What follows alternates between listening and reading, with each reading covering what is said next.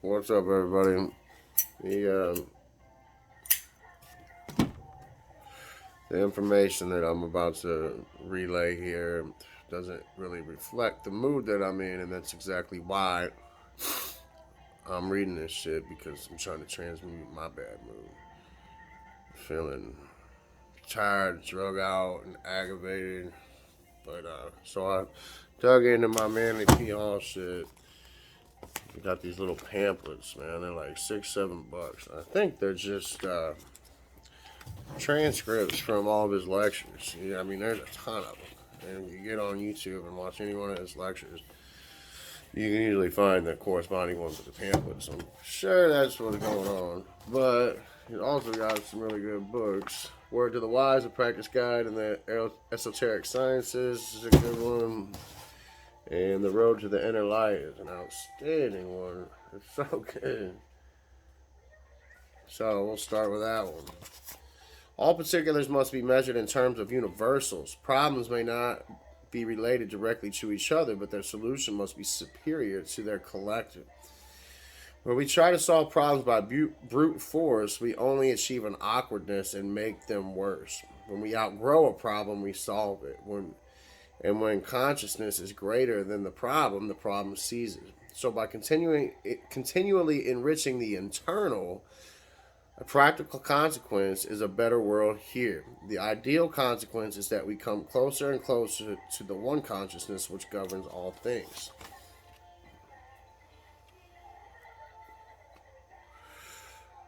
And when he says universal, I feel like he's referring to universal natural law. And a recurring theme that you see in Manly P. Hall's work is integrity. Integrity and morality. Integrity and morality. Integrity and morality. They go side by side, and um, I think to know, understand, and harmonize with natural law is to be in a state of integrity and live in morality. You know, I don't know anybody that could really argue with that without the foundation of their status nonsense that completely contradicts even their own living standards. And again, back to government is the God and shit. Like, oh no, you can't steal from people. You can't do this. You can't do that. But I support the government to do it to you so you can pay for my shit or the programs that I want funded. The big, a great big, lot of hypocrisy going on, double standards and shit. And here we go again. If you are thoroughly, devotedly, and unswervingly dedicated to the acceptance of the immutability of the law of karma, you are above the contaminating influence of 99% of the fraudulent metaphysicians and the population, I'd say.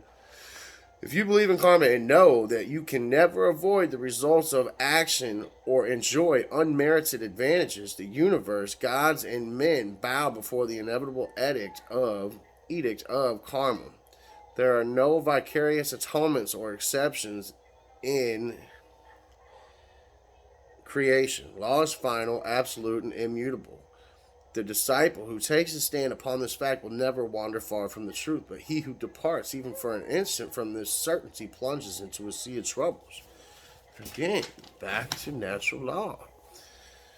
And you deviate from that shit, and look where it gets us. And you know it, but you give these passes to these authority figures that exist in your mind that you've been trained to believe are necessary, that has plunged us into a world of chaos. People think that anarchy is chaos. Again, it's not. It just simply means without rulers. But all the anarchist literature that I've read is harmonized with this shit. It's natural law, you know, and there would be consequences for your actions, direct consequences for your actions, because when you violate someone else's natural rights and violate natural law, you've abrogated your own natural rights. So, like, if you violate me, I now have the right to fuck you up, and will do so with the necessary force to beat back your violation. Um, Read Bailey P. Hall. This is the best books And it goes back to that Christianity dogmatic shit I was into. Like, there's stay away from the occult. Manly P. Hall's an occultist, not the occultist. Mark Passio would say, and I agree. He's just teaching you all this shit, teaching you the stuff that they know that they use against you by hiding the shit from you. You know. So here goes one more. Be not solitary, be not idle. We should all maintain a direct and friendly contact with the society with which we belong, and regardless of availability of leisures, we should never permit ourselves to be idle.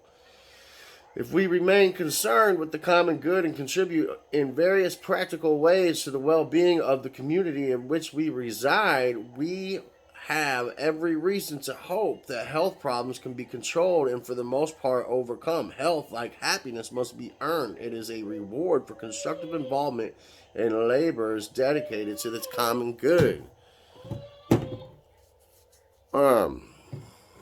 Yeah, health's got to be earned. You gotta, I mean, especially in this world, like you gotta fight to stay healthy. There's so much shit out there. I'm losing that fight, man. That's a direct attack on me. What I just said, because I'm a shut in. I stay completely away from everybody because,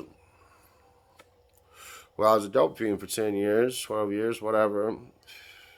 And all my friends is dead. But after coming out of that hazy fog, I realized that a lot of people around here ain't worth being friends. So I'm going to dedicate my time to trying to fix and preserve myself and my family while at the same time trying to spread a message of natural law and what it is. And I like to see, I'm going to start doing a little work every night for whatever, 30 minutes or an hour to try to compile a real, like a 40, 50 hour long video of something that I can teach you instead of just these rants, because I feel like I'm just ranting and it's fine. It feels good. It's funny to go back and watch and say, ain't nobody watching it anyway, but maybe one day somebody will watch it. But at least I know I'm putting the shit out there, and that's all that really matters. I'd like to see a way to get out, get more people to watch it, but it just ain't happening yet. Let me see if I can find one more real quick. Hey, this is a good one. There's no royal road to truth. There is no shortcut to God. There is no patent formula for the achievement of wisdom. All things grow and unfold. Truth and wisdom in man must likewise develop according to the laws of their own nature.